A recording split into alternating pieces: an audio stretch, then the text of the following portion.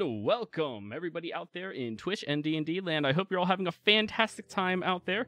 Before we jump into the action, don't forget to like, comment, and subscribe if you enjoy this content. If you want to check us out live, you can see us over at twitch.tv/ProDMJoey. And if you're interested in joining any of our games, please consider doing so. We have a Patreon down below. It is a pay-to-play community. Ask me about my open slots first before you join at one of those tiers.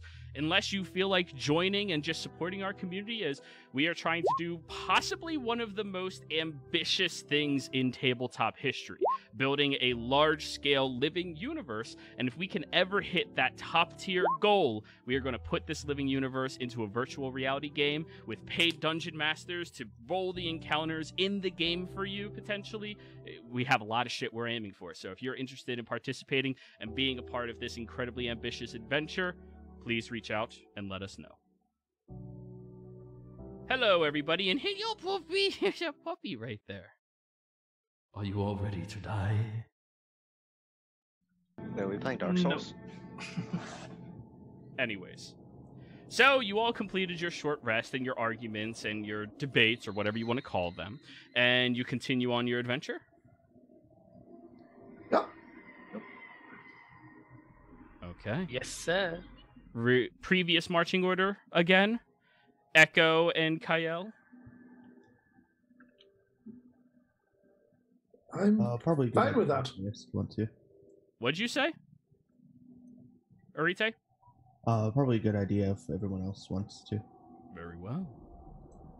Let's go with everybody else wants to. So, you all begin traversing. Heading back towards the large cavern and walking your way towards a hopeful destination. As you are moving, you all begin to get little beams of light shooting down from the ceiling high up above you into the cavern itself. And when you look up, there appears to be these holes that the mountain has that daylight is starting to pierce through in this area. Is there any snow for it? No snow.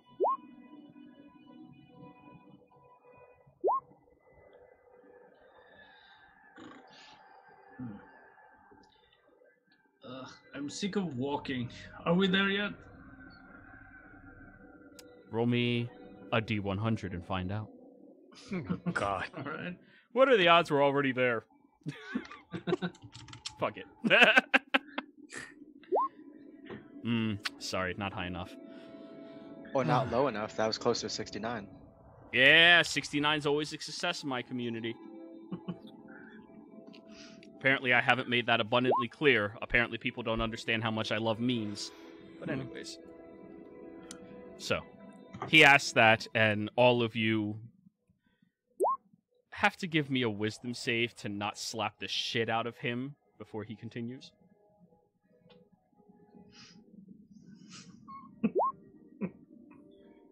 Hey, don't forget you're in within works, or probably. Okay. Oh, right. I should have rolled with disadvantage. So, yeah. The better question is how annoyed is the whip is about it. Oh, the whip's asking the same fucking question. Oh, God. Thank God none of us can hear it. You know, it was fun, but, like, next time, could you maybe sink your teeth into it? Well, I don't have fangs, but... That's not what I asked. Well, the question is, do you want me to live or not? Because if I have to fight with my teeth, then your adventure with me is going to be very short. Well, I know you don't want me to live, but... Well, it's not that I don't want you to live. I mean, out of all of these buffoons, you are by far the most entertaining. But, seriously, it's just... getting bored. Yes, I understand your dilemma. But for now, I mean, you'll have to make do with the arrangements. So anyways, you all keep traveling. And over the course of the next couple of hours, the openings in the ceiling become a bit more periodic, opening up your gaze further and giving you all a dim light down here. And it's kind of strange that there's so many of these holes through the mountain, and yet the mountain is still standing. And even more strange is, how did those holes get there? So, Sis, what do you... I'm just gonna call you Sis. Sis. Sure thing, step bro. I had to, I'm sorry. You are stuck, so... Yeah. Do you know anything about this place at all? I mean, can you even see beyond... can you see at all? I can, yes. Oh, okay. How does that work? So, like, I'm aware of my surroundings and everything that comes within proximity of me. Right. The people I came here with last, oh, that must have been over probably 100 years ago. Yeah, kind of boring. Yes. I mean, they were kind of fun. They did a lot of sacrifices, like a lot of them. I'm fairly certain some of them were just for shits and gigs. I see. Sacrifices to what exactly? Or who? Some entity, V something, The end? V, what? Oh, no, that was just the curse. It was fun. Oh, okay. Right. Yeah. The curse considers itself the end because whoever gets afflicted by it is going to inevitably kill themselves by running into a fight. I see. Funny little So you thing. don't... Yeah, so you don't really know much about the area itself, do you? I mean, I know a little bit, just bits and pieces of what I heard from my previous wielder. Kind of boring. Why did they come here? Something about unlocking the soul of some deity that was kept sealed away. Oh. Well, it's probably not relevant for anything at all. Yeah, it probably didn't even matter. I'm sure nothing came of it. No, I'm sure. It's not like there's been any cataclysmic events over the past centuries or anything. God, if I missed that, I would be so pissed. Oh, I can understand. Right? Like, I gotta belong to that shit, you know? Yes, of course. But yeah, they came here, they set up their own little home inside of this large ruin. They disrespected some Raven bitch. I don't know. That's what they always called her. Yeah. Right, the Raven Queen, I think it is. Yeah, that one. Yeah, they really didn't like her. And she was mad at them for being here, apparently. And I got to kill so many of her followers. Just so many. Just, oh my god. Rivers of blood. I mean, you should have seen it. Right, sounds like a fun time. It was good. Right. Well, I can't guarantee you right now that there will be any rivers of blood in the foreseeable future just now, but we will see if something can be facilitated. You know, I have these people to work with, so let's hope so. But anyways, you all continue walking even further. You're all down to 14 hours before you have to be back. And you're a 4-hour walk away from the entrance where you all came in. Wait, we've been walking 2 hours for this thing? Yeah, I keep time jumping you. I'm not going to make you roleplay IRL 17 hours. Oh, Jesus. I don't have the mental fortitude for that. Oh, a stone. Let's pick it. Oh, a piece of candy. Oh, a piece of candy. Alrighty, rocks fall. Oh. I'm going to make this a strength save, so I'm sure to kill Kyle. And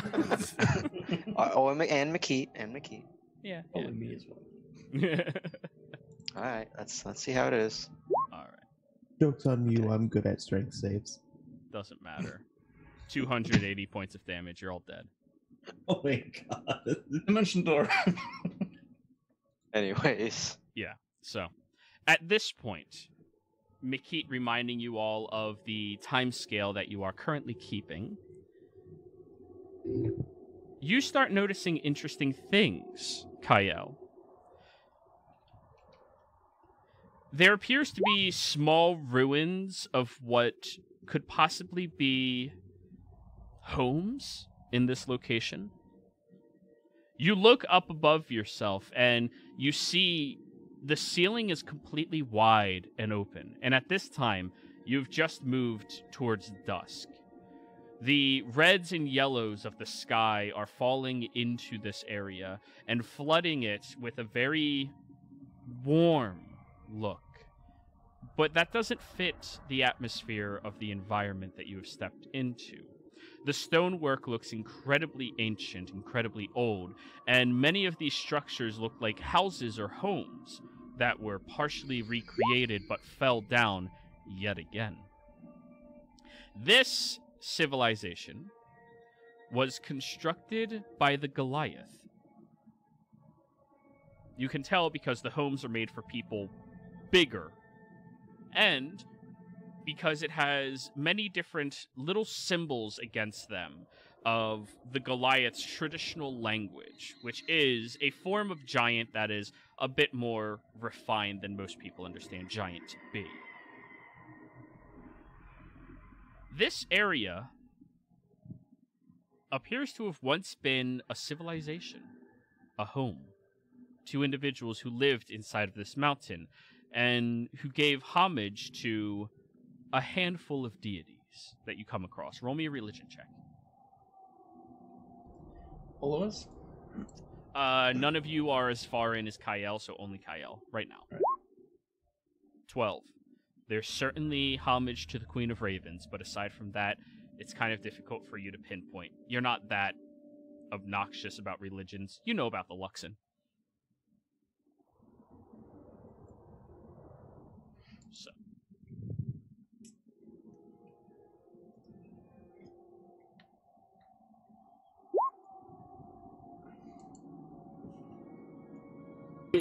Are we in the village right now or not? Not yet in completely. Like we just have the outskirts. You have what I described to you. You can make any assumptions you would like.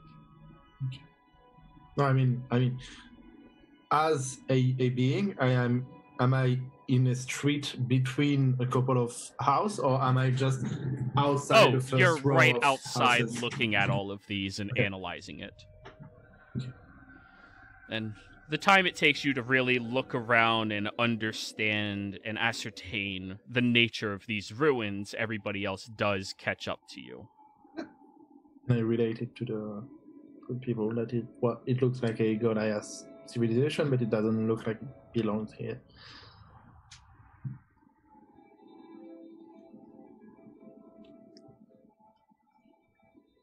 So it's fancy and all, but it would be a pain to find what we need down there, isn't it? Well, usually, when I'm looking for something in a city, I'm looking for the biggest, most fancy building in the area, or, as we're currently looking for some kind of a tomb, any reference to this tree within a tomb, or a sepulchre, or something in the cemetery, I don't know. Maybe there will just be a tree, like one fucking tree living alone in the middle of the mountain. That would probably be an amazing sight to see. As you all are having this conversation, high passives, 15 or higher. Kyle, no, not Ein. Kyle. Wow. You notice from up above a blackbird flies, perches on the outside of the first home.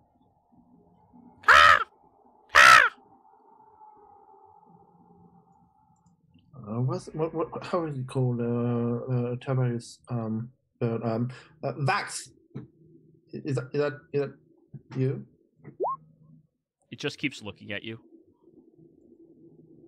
Yeah, I don't speak anymore. Who's this? Vax? Wait, animal. Wait. Actually, no. I'm trying to remember. Is Kyle ahead or is he with us? No, you all caught up to him. Okay. If you wanted to talk to an animal, I mean, Iron here is the one who's good at it, right, Iron? Yeah. I mean, I don't know if it wants to talk or not. As I just try calling out to it. All right. Do you understand beast speech? I believe you do, right? Yeah, Furbles have beefs and floral speech. Okay. You call out to it, and it continues.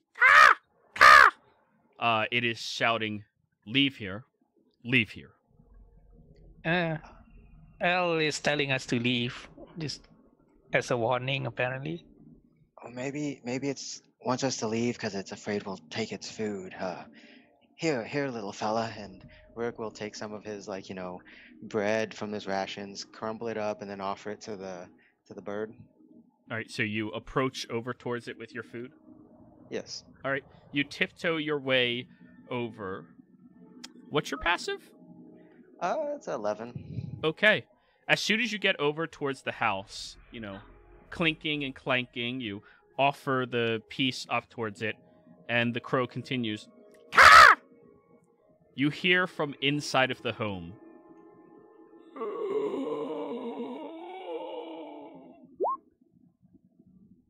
Ein, as Rora kind of hesitates for a second, you hear the crow call one more time. Warned you, and flies up. Oh, something's going on. Get ready, everyone. Sorry, not Rourke. Sorry, Jero. Hearing that, can I use my divine sense real quick? Okay. Grieve hides. All right, roll a stealth check. Hey!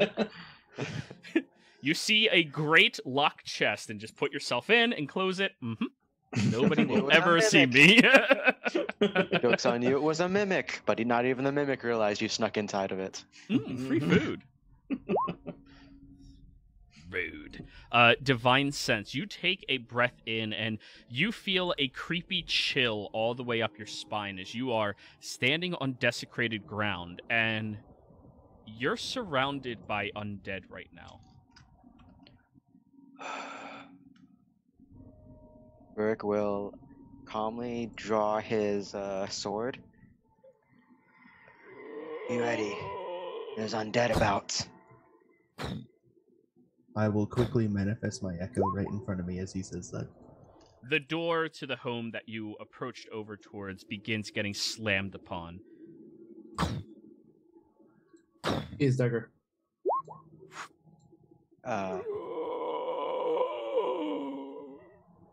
He's gonna have a ready action to blast the first undead I see. And Rourke's is preparing an action to swing at the first undead that gets close to him or his companions. I will just mimic the groaning back. Enhance it with thaumaturgy, and that's all I do. All right, roll me an intimidation roll. Out of comedy, can Rourke also go as he pulls something good? Oh, there's a 3, damn it. 3. It responds.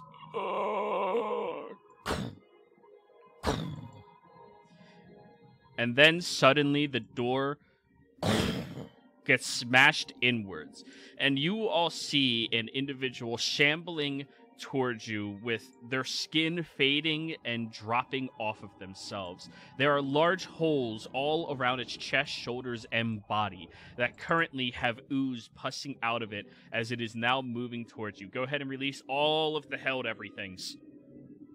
Pew pew. I already did. Oozy stuff. Gross. The chest Grody. opens up. Jesus. 26 and 25 hit. Wow. Advantage, come on. Oh, It's okay. surprised. Hey.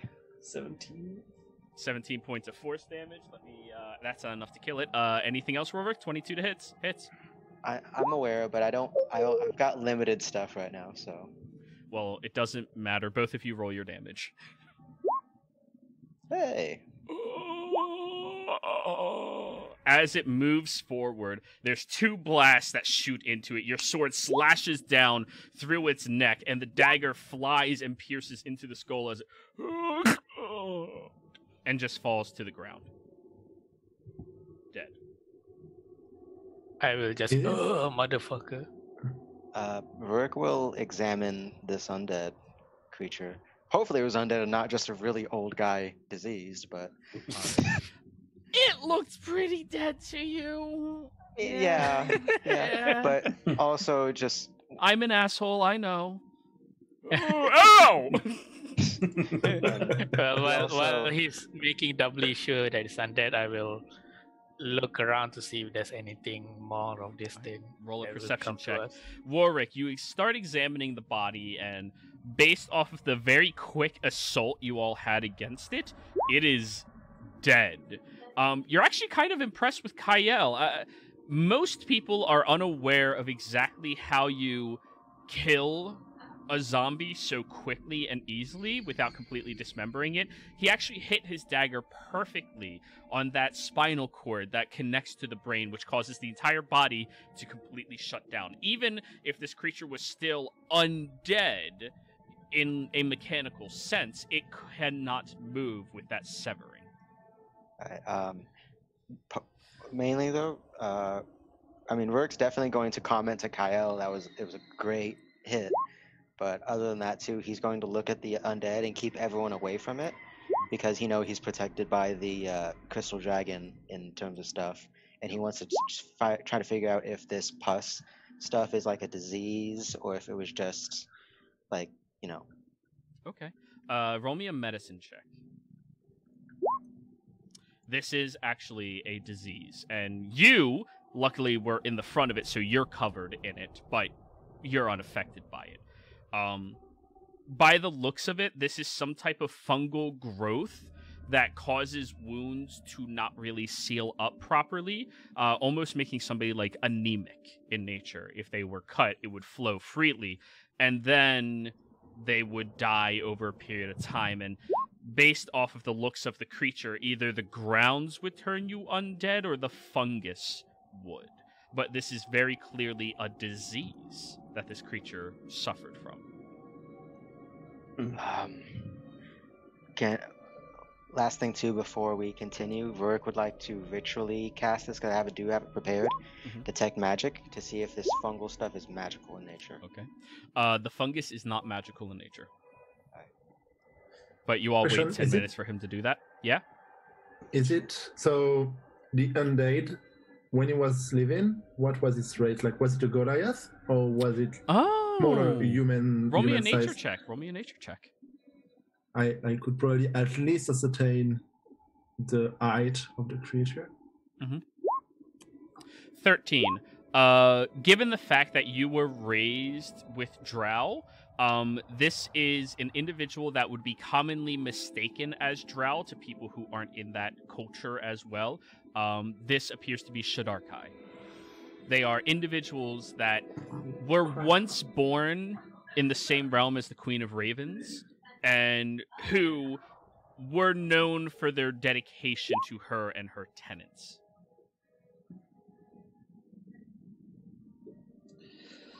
This looks like a Raven Queen servant. That might explain the bird there, but everyone stay back from me right now, as well as this body. And then Rourke will go on to explain the whole disease and that it's a fungus and stuff. No, that explains why the raven kept warning us not to be near.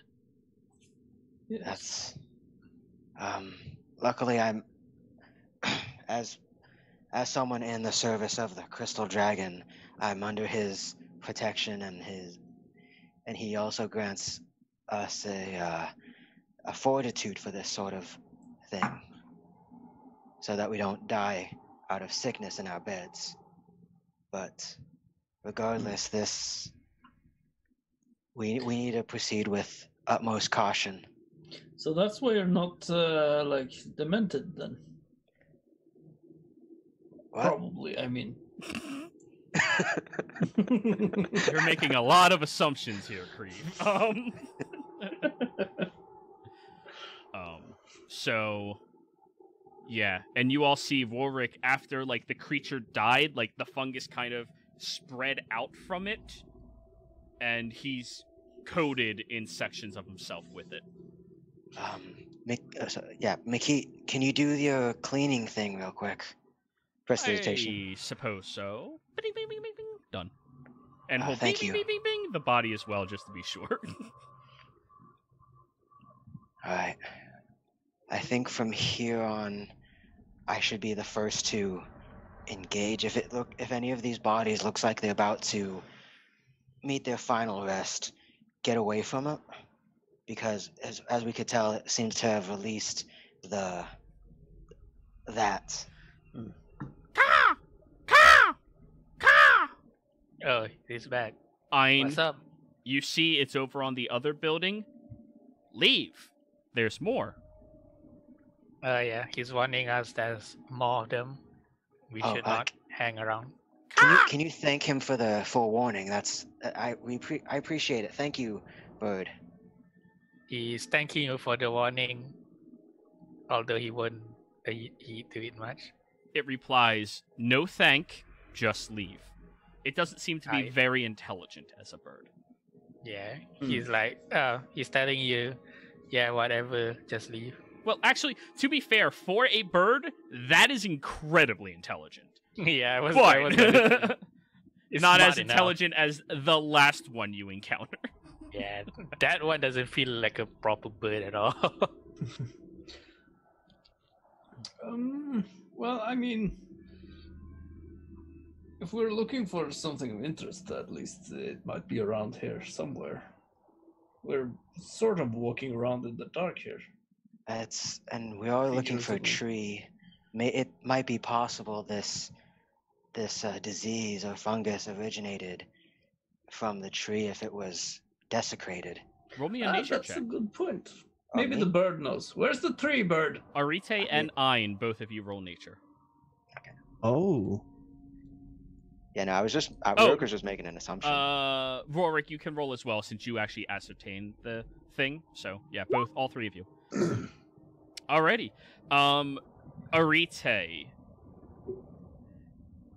You remember a fable from when you were younger about some trees that were protective of the Dragonborn when they were originally brought to Wildemount, and some of them could be influenced by the nature that you imbue into them.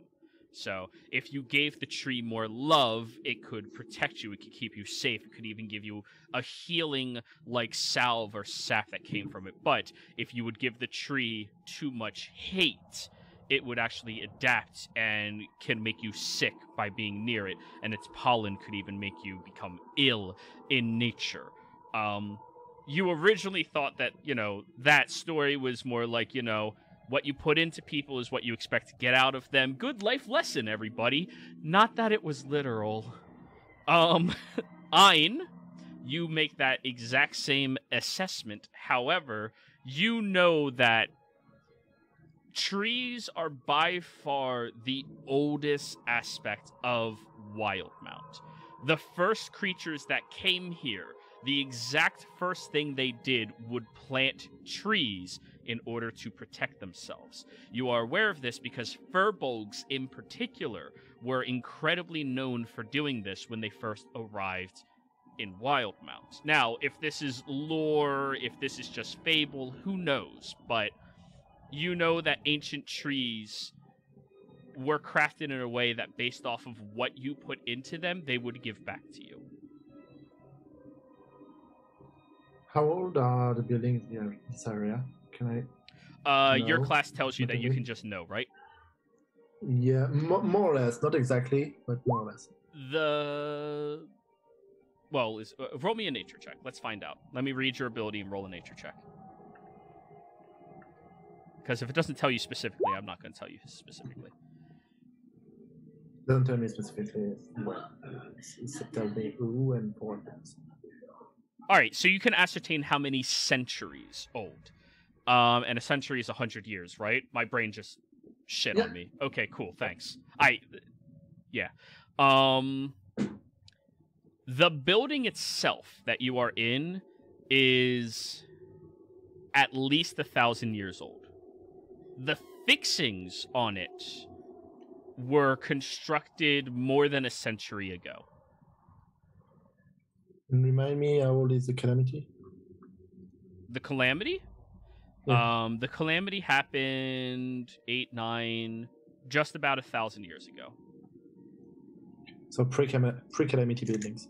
Or on par with it, give or take. You don't have a specific time frame, but yeah. Within 200 years of the calamity.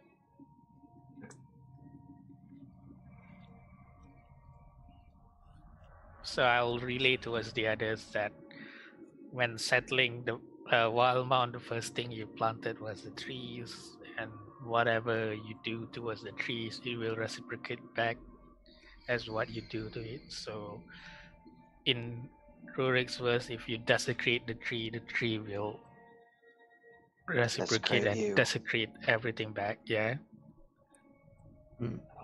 Maybe. Is there a way we can undesecrate it? I'm consecrating it, obviously. How were we supposed to know?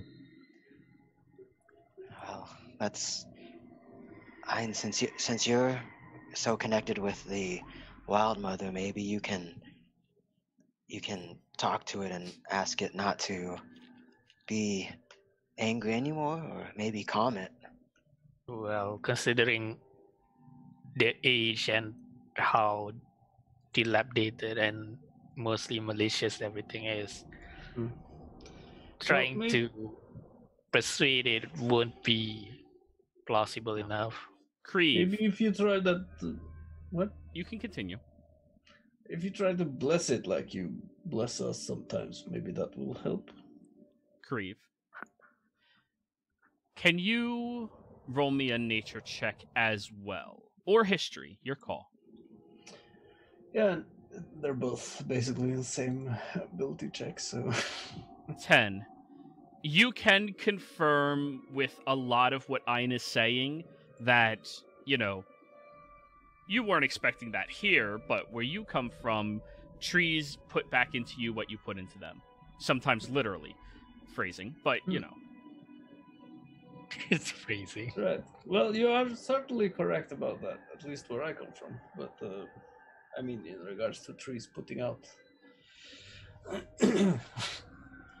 Jero, would I know, to this extent, consecrating this place again, how much effort would it take? Assuming it comes from a tree, an ancient tree, that is. There's the possibility of it. Now, there are very specific people in this world that you're aware of because of your faith and where you come from. Sharis has a lot of people that have wandered through here that prefer your way of life that you have met before. To sanctify these grounds, you either need to be a very, very powerful cleric or a considerably powerful naturalist, like a druid. People who spend and dedicate their entire lives to the protection and the sanctifying of wilderness and life such as that. Those individuals can do this fairly well. Aside from that, you only know of one thing that could possibly assist you, and that would be if the Wild Mother's listening close enough, because this is her domain. And keep in mind, you are a worshiper of the Wild Mother, correct? Not at the worshipper level yet, kind of. You're not? Yeah, a cleric, but, backstory, that's your kind thing. of thing. No worries. Then Yeah, you don't have that follow- ability yet. Yep. Everyone be mad at Ayn for not being more dedicated. Welcome Yeah, to my that- life. That does remind me, Jero. I'll ask. Actually, I'll whisper it to you as in terms of question, because Go for it. I don't want to Roll 20. distract us. Yeah. And I'll tell it to them that doing this requires abilities of a high-ranking cleric or a druid. It's impossible for any of us to do anything about it right now. It's way beyond our scope. Just from the each of this, please? Well, do you think it's possible to like burn the tree? I mean, you can attempt to kill it, but assuming it's more than hundreds of years old, I have no idea if the tree has its own way of defending itself, or if the tree is malicious enough to be violent. I Well, would if it's like to note that killing the tree is probably the nicer thing to do than allow it to fester more. After all, when you have an infection, do you let it fester or do you remove it?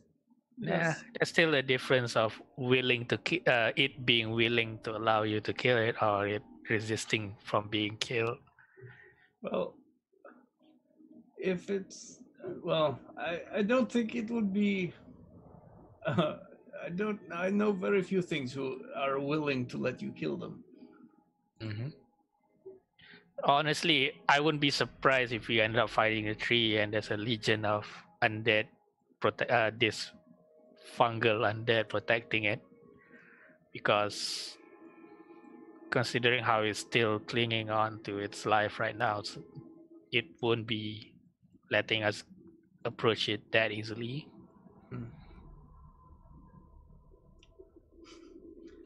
Just answered. Oh no, I was just making a joke. It's like, oh, you didn't mention the vector stuff. Did you mention the like the flirtatious stuff? Right.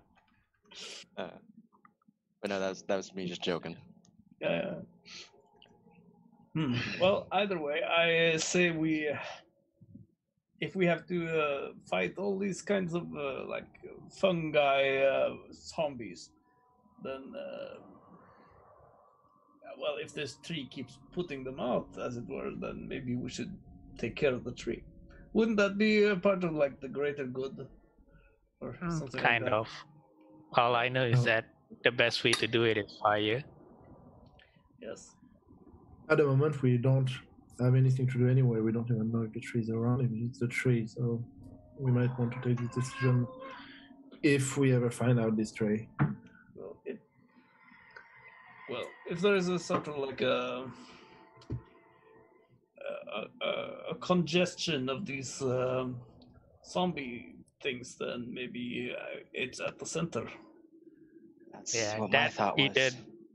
Either that or any holy-looking buildings, because I assume a tree that ancient would be a centerpiece of a town. Right. Regardless, though, as I said before, we do need to proceed with caution. Let's move forward, and thank you again, Bird, for the warnings. Here, I'll leave some of this food here. And Bird scatters them, kind of like, like an old man at a park feeding pigeons. I just relay to the bird and be like, farewell gift. It looks back over at you. Gah! Dumbass, and then flies off. Yeah. He specifically said you're a dumbass. I said it to Rick. Oh. Yeah, it wasn't talking to you. Sure. Hey man, he doesn't understand what I'm talking, so I can just put it in my own words. You and your jokes, Ein. Well, let's continue onwards. If anything, Kale, I know that we've usually had you scout ahead first, but given this recent development, I think I maybe should be the one to go first.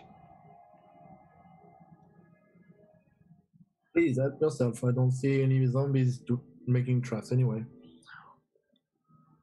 Alrighty. So Rorik now takes the lead. Oh, this should turn out terrifically, I bet. Alrighty. But I still keeping an eye out anyway, so even if I'm not in the lead, I'm still perceiving around. Alrighty. Are you all moving normally? Do you want to steal? To sneak? I will just saying first I will concentrate guidance on Kale I when will we're say that moving. Rurik's probably not moving particularly stealthy, but he is moving cautiously, like his alert for danger kind of thing. Okay. So you're taking the dodge action as you move. Yeah, that works. Okay. So you're all still making a lot of noise as you move throughout here. Moving inwards 100 feet or so, the buildings become much more frequent and closer together. And Kael, you easily discern that these buildings are far older, the majority of them. Well over a millennium. You also, as you move through, hear quiet moans or clattering of bones. A millennium is 1,000 years, right? Yeah. Then yeah, that was the right word. 2,000 years old. Ish. Y'all, I'm scared. So you're very aware, Kael, that inside of many of these homes are these undead creatures, or different ones? You hear from up ahead quiet weeping coming from one of the homes.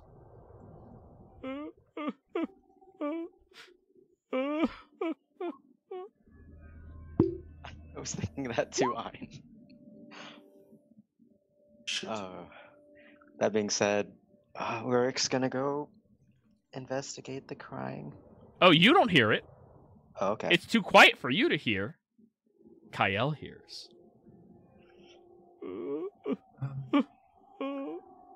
Somebody's crying in that building. I'm not sure. Can we just let it? Tell him to stop crying. It might be Tal'Dorei. Oh, Does, good bet. does it sound like a woman? Roll me an insight check. Yeah, I am. Indeed. 14. Guidance? I mean, you're guidancing? Yeah, I already said that while we're moving. Okay, I'm concentrating 17. on him. It sounds slightly deeper than a woman, but I mean, they could be a woman. Just, it doesn't sound overly feminine in nature, the weeping. And it sounds incredibly sad.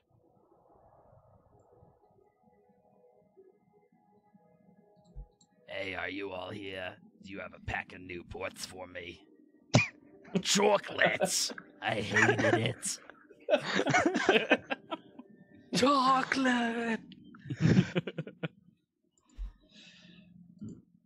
So yeah, that's what you discern, Kael. Not sure. Sounds very, very, very sad. Like,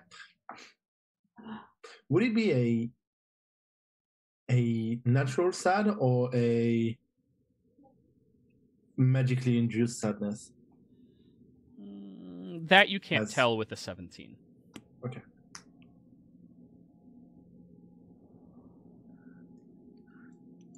Have you relayed that to us? Did you hear the crying? Or? Yeah, I did. Oh, okay, yeah. This could be a trap, I would like to note. From inside the building, you say? I do not believe it's a trap, but I do believe that it's going to be dangerous, regardless. If you said this was a millennium ago? Yeah, those buildings, probably between 14 and 1500 years ago, they were built. I mean, I don't mean any offense by this, but I don't even think elves live that long. Did you say the crying came from inside the building? Yeah. Well, Rurik, you would be surprised. How far away is the building he's motioning to? Or... Probably about 80 feet away or so. Well, I could try to sneak up and see through the walls.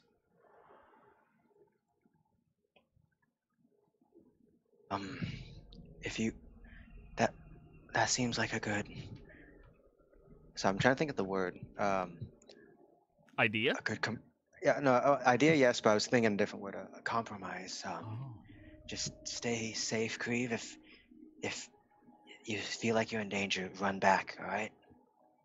Yes. Alright. Gonna move up as quietly as I can. Okay. Or 19. quietly, yeah. And when I get closer to the building, I'll use Ghostly Gaze. Does that recharge on a short rest? Yep. Nice. Hold up. So you get right up next to the building. And you look right up against the wall, head pressed against it. Mm-hmm. Let me read this real quick.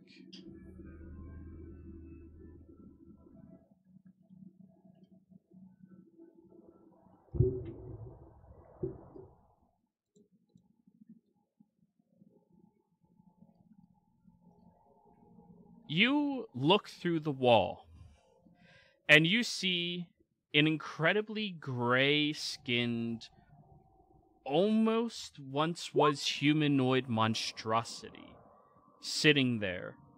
It has a very sad, solemn look stretching down on a head that is far too long for its body, and it has these pointed, sharp protrusions for feet and for arms, one of which is currently pierced through what appears to be a humanoid's arm, as it's kind of keeping the arm right next to itself, looking at it, and these bloody tears are falling down its face as it weeps. I need you to give me a wisdom save, Creve. Uh-oh. I'll use Session Inspiration for this. And I'll also use Dark One's Own Luck. All right. D10, right? I'm sorry. Okay, yeah, it's not meant to... You're not meant to say, mate. No. You're meant to fail this one. You look definitely. at the creature, and you see the creature kind of like snap its neck to one of the sides, and you feel your brain begins to almost feel bad for it, but your nose starts bleeding, and you suffer 10 points of psychic damage. Just from being a little too close, and that's all. The creature looks at the wall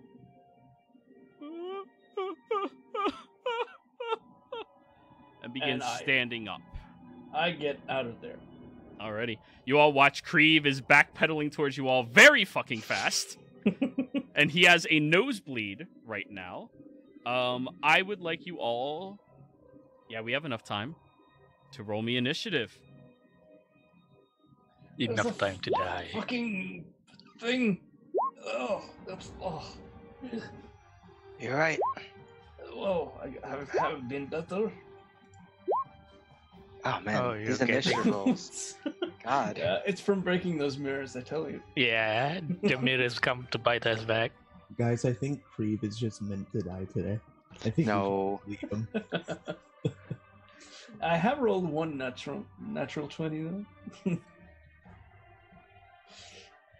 Oh Not that it man, was this really thing, important. this thing can't be good. I think I have no idea what this is. Oh god. Don't worry I about have an Don't worry. idea what it is. Never mind. I think I figured. Oh god, it's Iggy.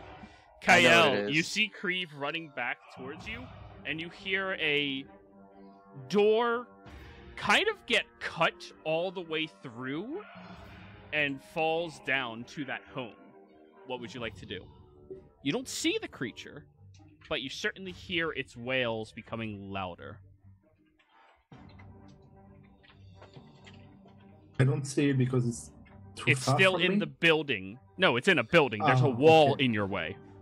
You're really good at perceiving, but not through walls. Mhm.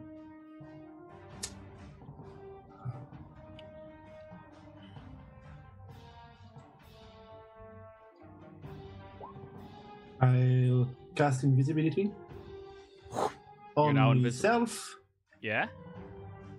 and move toward around this position. Okay. Anything else? I'd as a bonus action. Go for it. Roll your stealth check. Advantage, because invisible. Invisibility. 16. Very good. Okay. All done? Yep. The creature shambles out from the house as Creve is still like running back towards you all. Its arm flies out directly at your back, Creve, and a harpoon slice pierces maybe into you. It has... You are within 30 feet of allies, so it has advantage. 16, Creve. Miss. The arm flies over towards you, and as it is doing so, your shield, which is kind of still on your back, just ting off the side. You're like, oh, okay, little boost, and it is going to throw its other arm. You can throw two arms. Or shit. It got two hands. Oh no. Oh yeah, well I got 4. That one is a dirty 20 to hit. Creve? Creve, no. Does that hit Creve? Yeah. 21 points of piercing damage as the harpoon stabs right through your shoulder and latches onto you. You are now grappled by this creature. Okay. Creve, now it's your turn.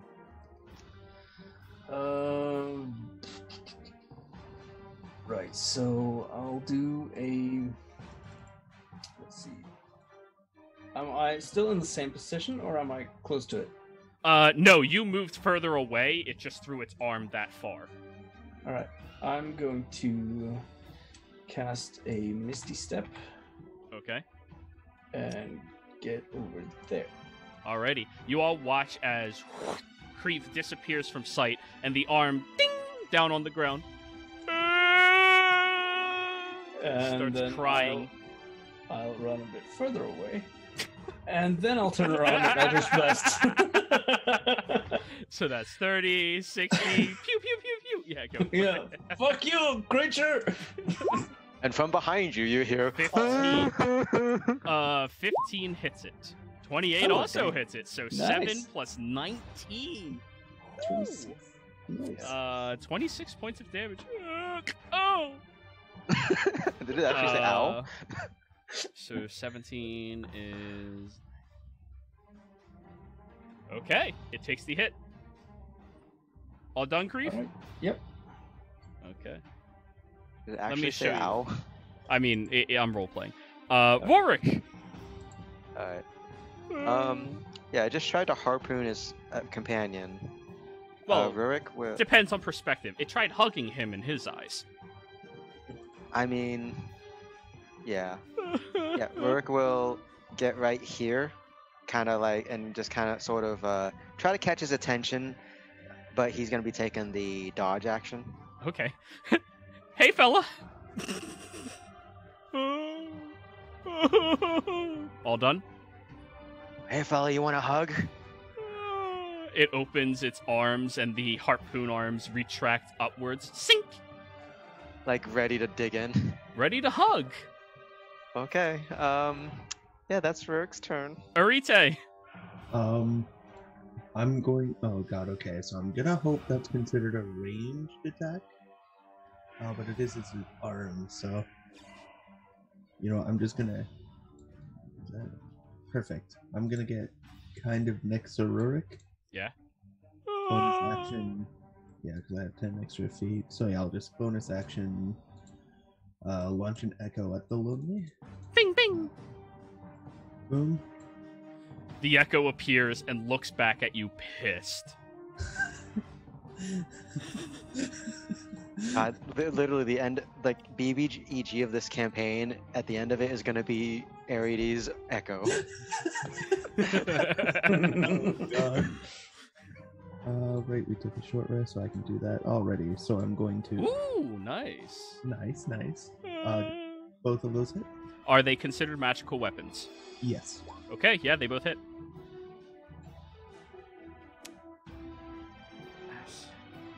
So that is a fucking calculator. All right. Alrighty. 6 plus 4 plus 13 plus 11 plus 11. Alrighty. Okay, it is looking hurt now. And I'm going to use my Unleash Incarnate. 20. 20 will hit. For another 15. Oh yeah, it's looking pretty rough. Is it worth an action surge to just... Now I want to see what it does. Pardon? It wants a hug. Yeah, I'm gonna action surge. It's gonna get a hug, alright. Go for it. 25 hits, 12 misses. For 15. And Alrighty, all done now? yeah, I'm all done now. Ein.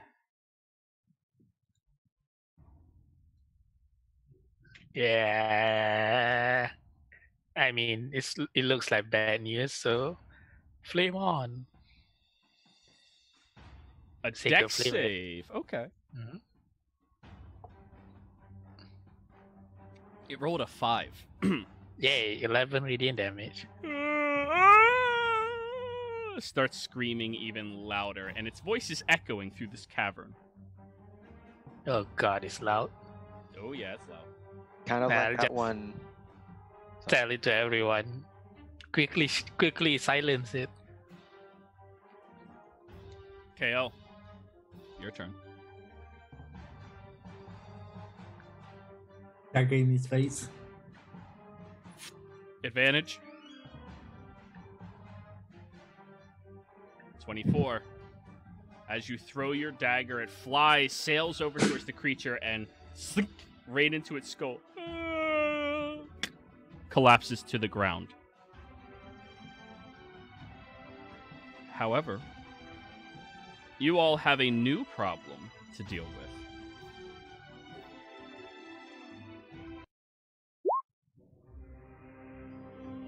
You all listen as this creature falls to the ground loudly. Its wails were screaming out this entire time. And from further inside of the city, you all begin to hear.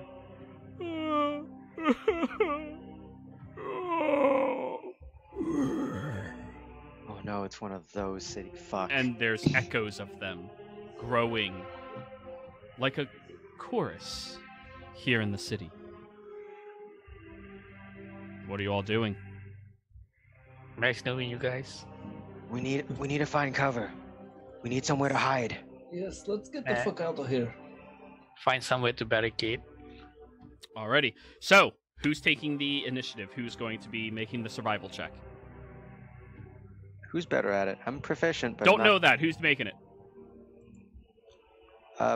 Rurik. There we if go. no one else is volunteering. Go ahead and roll. Everyone's putting their fate in your hand. Fuck me. Guidance. Might as well. Guide us. Hey. Roll your d4. Alrighty. You see inside of that house that this creature was in, there's 2 very old, decrepit, dead bodies. But there's also a second room further inside that has a door slightly open right now, but no other sounds coming from it. I mean, it's close by. You're only 50 or so feet away. It's there. Run, you fools! Sorry, I had to do Gandalf there. Are you all following Warwick inside? Yeah, not much of a choice. I will. Okay. I'm also chugging a potion of healing. Okay. Go. And Looking for traps. Very Sure. quickly before getting in. Sure. As you all wait patiently, hearing the cacophony of noise rippling and rolling towards you all. 22. There does not appear to be any traps on this door. You all move inside. I need a stealth check as a group, please. Oh wait, we were waiting for the trap because I was. All right, you kick Kyle in the head and then move inside. Sorry, Kyle. Oh yeah, that's right. Stealth. Stealth check, yes. Oh, This no. is not my worst stealth. I kick Kyle in the head. Makes so much noise. While in the room, I'd like to also take my bonus action to lock the door using Mage Hand and the key. Alrighty, your group stealth is 13. You send your mage hand on the other side and command it to lock. Roll me a Thieves' Tools check. Dexterity? Yes. Advantage or not? Your dagger right now, so no. Okay. 16. There doesn't appear to be a lock on this door. Back in this era, people didn't lock the inside doors in their home, but instead it kind of like grabs a couple of the bodies that are lying in the ground and just drags them in front of the door to make it look like, hey, nothing here. And you No all one wait. opened this door. You all wait. 4 to 5 minutes go by before you hear some of the moans disappear from the creatures. But the other ones, the crying one, the lonely ones, those are persistent as they are clearly maneuvering. Their feet, harpoons the same as their arms, scraping against the stonework with a very loud moving towards you all. You hear directly outside your door.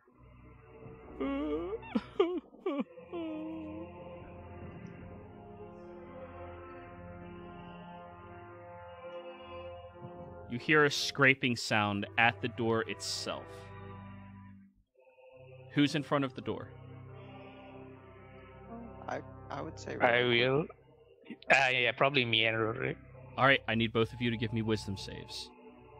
Oh god, I forgot about this.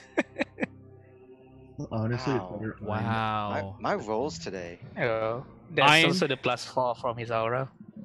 That is with his +4. You're successful, Line. You're good.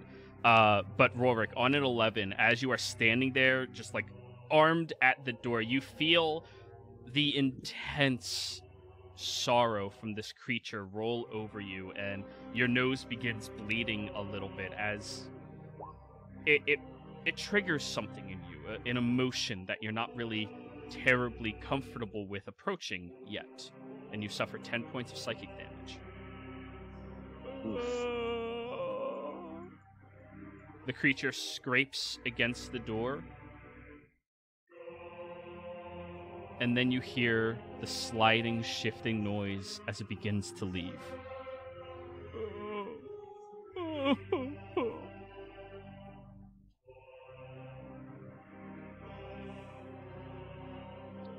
10 minutes go by, and you hear periodically these very lonely creatures are maneuvering around. Warwick, based off of your interaction with that psychic leeching that happened to you, and Kreve, you as well, you felt that loneliness that these creatures felt just for the briefest of moments. Like, nobody loved them, nobody was near them, nobody cared for them, and they suffered through that for a millennia. You felt that, and them hearing the sounds of some other entities, they seem to be on the lookout now, hoping to find something to love. Can anybody? I wanted to when we got into the chamber and started to fortify our position there. I wanted to start ritually casting tiny hut. Very well. You're all inside of what appears to be a bedroom. A single bed in the corner, pushed up against the wall. No bed frame, just lying there like a mat. There's a couple of tables that have clothes that were once completely whole, but now the age, the dust, and the termites or any other type of small insect have eaten them completely, lining against them. And after the 10, 11 minutes go by, you all have a hut that erupts around you in a protective aura. How opaque is it? And are you allowing other things in or out, or sound in or out? No sound and no other things in or out. Can sound come in? Yes. Okay. But not out. So room. Yeah, no sound in either. Okay. This room is right up against the door, so the door can open a few centimeters before hitting the dome. Actually, no, the door opens outwards, so it would still open outwards. But right now, there's a couple of bodies.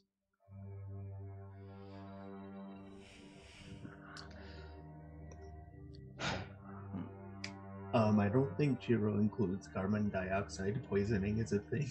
I'm not that much of an asshole. No air in or out. You all die in here with me. God.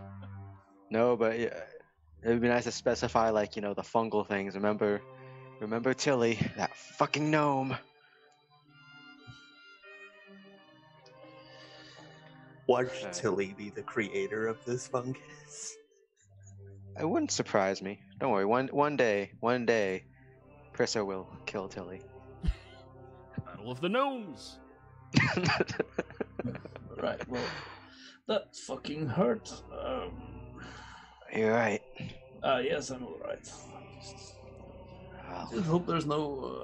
I'm gonna clean myself quickly. I cast Prestidigitation to just clean myself on the wound and stuff in case there's fungus there as well. Yeah. I'll slap a poultice on behind Rurik's neck. Just smack it with my healer's kit. Ah! Oh. Stuff some tissues up his nose. Huh. Yep. Yeah, it's something. Well, Pain is only meant to smacks the bag on his head. Oh yeah, roll your maximum hit die to the total, Warwick. Oh shit. So plus a D10. No, your maximum hit die. Oh, so okay. Total. So 8. No, the maximum of it. So 10. Oh, okay. You don't roll, it's 10. based on the maximum, or based on the amount of whales we could hear coming from different directions, can we estimate how many of them there were? Roll me I'll call that one a perception check. All right.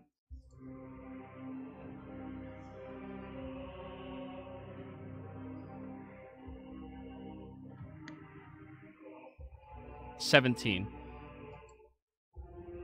The number of what sounded like moans, so typical zombies, dozens upon dozens. But, I mean, let's be real. Those things aren't anything more than a nuisance and inconvenience for your group. Honestly. But those lonely things, they all had different sounds they made. Unique noises. You could estimate probably 6. But you also heard something else in that mixture. Something deeper with its cry.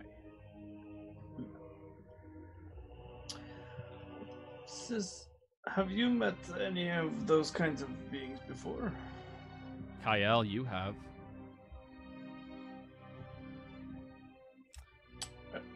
Kyle did not BRB. Okay. So, Kyle, you would be aware, in the wastes of Xhorhas... Actually, here, I'll bring you over to the Xhorhasian map. I was actually asking Sislafeth. Oh, I apologize. No worries. But it's information that I might be that I might like to have. Yeah. I mean, they seemed really lonely. They wanted a hug. You should hug them. Mm-hmm. Right. Maybe then you can hug them later. Yes! I would love to kill them. Yes, that's probably what we're gonna try to do. Yes! But anyways... Kyle, you've encountered creatures like this only twice in your life, and you've heard about them. In Rossona, once you get further outside of the city's limits, and you try traversing across the barbed fields, periodically there are these creatures that have been sullied by the lingering effects of the calamity, who have been shaped and molded by magic that was just unkept and untamed and uncontrolled. There's an entire classification of these creatures, but generally speaking, you refer to them as the lonely. Souls that were lost, abandoned, and corrupted by the wastes of Xhorhas into what you just encountered. Once mortal beings, now monstrosities of nothing but arcane energy and pure impulse towards a single emotion. You've encountered them once when you were a child, and your family went out to teach you about them. Of course, from a protective boundary. And the other time you encountered them was over when you were in Cantor's Rest.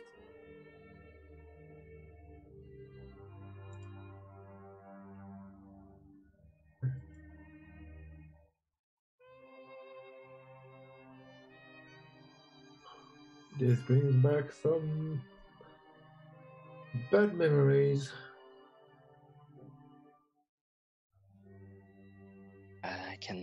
I agree.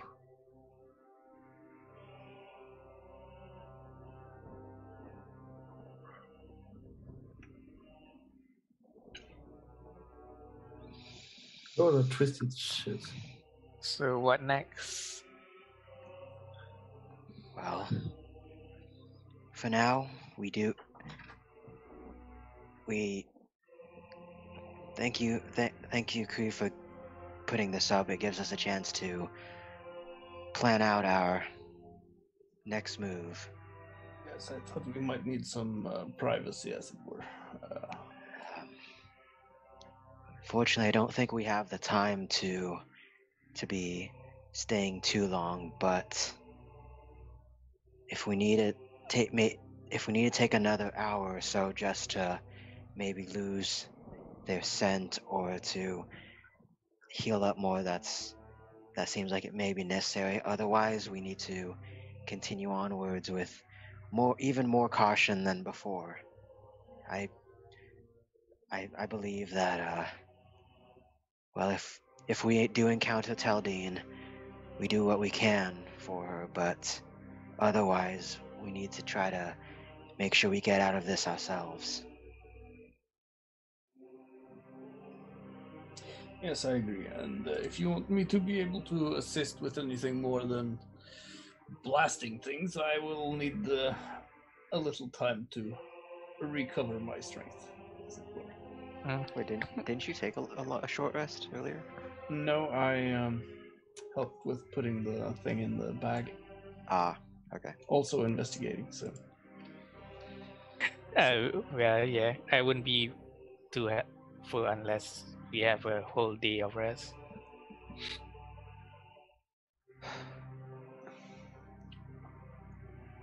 So, what do you think, Kale? These are ancient. These are long, ancient runes here. Do you think we can take a reprieve here for a moment, or should we continue on and maybe try to find somewhere safer?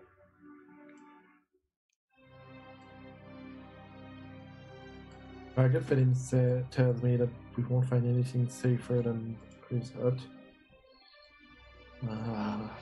But the situation that we are in enforces precipitation. I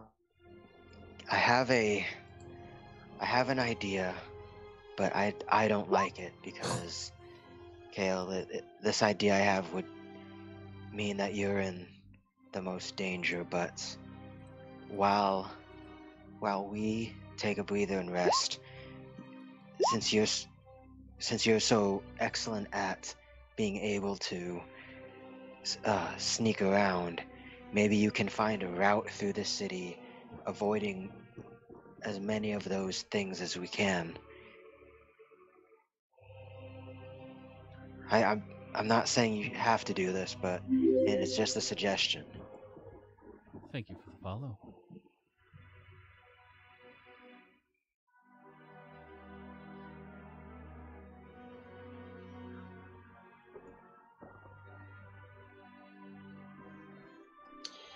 Well, whatever we do, I say we at least take a short while here and recover a little bit. I need to at least. So, before we end the session, I'm going to tell Kyle what he is aware of from this classification of creature. There's an entire arrangement of them that your mind is kind of drawing a blank right now because honestly it's being pulled in so many different directions it's hard to focus.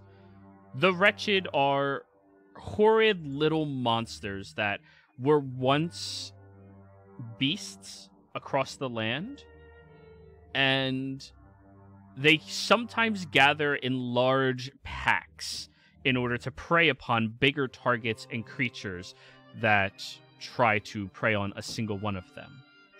They have an incredible bite that honestly is more powerful than you would expect from such a little creature. But the bites leave a slightly debilitating effect that makes it difficult for you to move too quickly and has a way of leeching life from the target they bite into. And again, this is a pack animal. It's very rare to only see one by itself unless it's bait. The lonely are individuals that were so lost, so riddled with loneliness, that they now only seek embrace of individuals. You learn that they aren't bad. They're not evil in nature intentionally. They are creatures that their limbs have been malformed into those harpoons, and they want to feel the strong embrace of somebody to put them to rest. The problem is when they try to do that, the individuals they hug die. And then they sit there and become even more lonely because everything they touch always dies. You would also be aware that there are at least 4 more of these types of creatures. Am I aware of any weaknesses? Each one focuses on its main blight to the point of obsession. That's really all you would be aware of. Okay.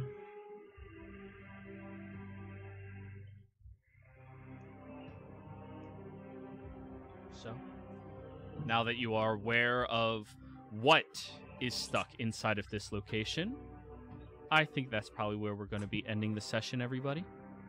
Players, thank you all for playing. Viewers, thank you all for watching. I hope you all had a fantastic time. Don't forget to like, comment, and subscribe, and we'll see you all next time. Goodbye.